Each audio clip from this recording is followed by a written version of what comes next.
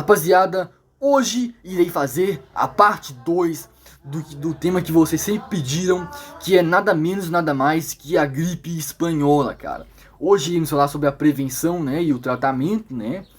E antes, né, vamos falar, né, que todos nós lembramos, né, como foi o início da pandemia, né. Todo mundo ficou preocupado, com medo de morrer, preocupado aí com respirador, né?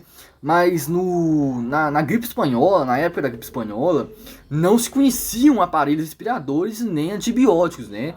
E para você ter ideia, cara, os vírus eles nem eram vistos pelos microscópios existentes na época, né? Não existia ali o tratamento eficaz para a doença, né? E os médicos, cara, os médicos, né? Eles acabaram receitando o quinino, né? O quinino, ele era um medicamento ali contra a malária, né? E as medidas que eles tomaram eram praticamente as mesmas medidas que a gente tomou e toma ainda por conta da Covid-19, né? Todos passaram a usar máscara, né? Ao sair de casa para proteger da gripe, né? E teve quarentena, isolamento social, o fechamento de escolas, de teatros, cinemas, né? Clubes, comércio, igrejas, como falei, né? Recomendava que as pessoas, né, a população, elas lavassem as suas mãos com frequência e principalmente evitassem aglomerações, né? E teve consequências terríveis sim, né? O cientista Carlos Chagas, né, ele foi escolhido para comandar esse combate à pandemia, né? Ele conseguiu ali instalar 5 hospitais emergenciais, mais 27 postos de atendimento, né? E cara, mesmo com essas medidas que ele tomou, ocorreram mortes em massas que trouxeram ali sérias consequências, né? A falta de leitos, né, que forçou o amontoamento de pacientes, né, no chão, nos corredores, né? E muitas pessoas, elas morriam, cara. Elas morriam antes de serem atendidas, né? E não permitia visita, não permitia enterro, né? E chegava a um ponto crítico que as funerárias, né, não davam mais conta da quantidade de falecidos, né? Faltava caixões por falta de madeira, por falta de madeiras, né? E o pessoal para a fabricação, né, também faltou muito, né, na época.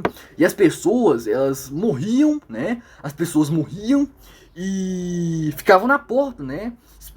Na porta de casa, né? Esperando as carroças, os caminhões, as recolherem os corpos, né?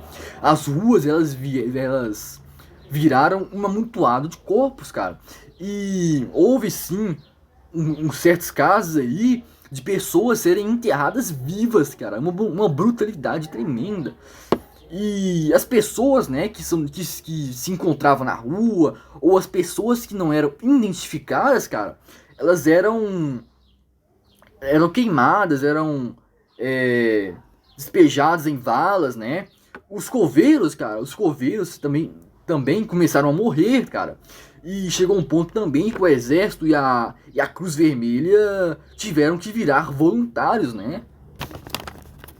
E consequentemente, né, com o fechamento do comércio, né, veio a falta de produtos, né? E aí a inflação começou a crescer bastante, né? Chegou um ponto ali que o ovo passou a custar o preço de uma galinha, né? E o pão, de uma cesta inteira de pão, né? Assim, com a alta inflação, né, dos preços dos produtos, né, resultou-se nos grandes saques, né, em açougues e armazéns, né, e a gripe espanhola, cara, ela não escolhia classe social, né, rico, pobre, tanto que essa doença, né, ela levou muitas famílias importantes, né, como o Neubuco, o Melo Franco. Estima-se que a gripe espanhola ela causou nada menos, nada mais que 35 mil mortes no Brasil, cara.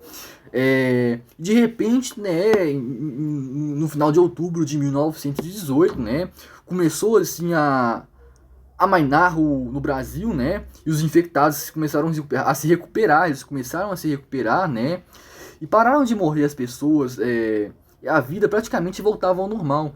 E cara, esse foi o tema de hoje. Fico muito feliz de estar explicando aqui para vocês. Espero que gostem. Inscreva-se no meu canal. Valeu e fui.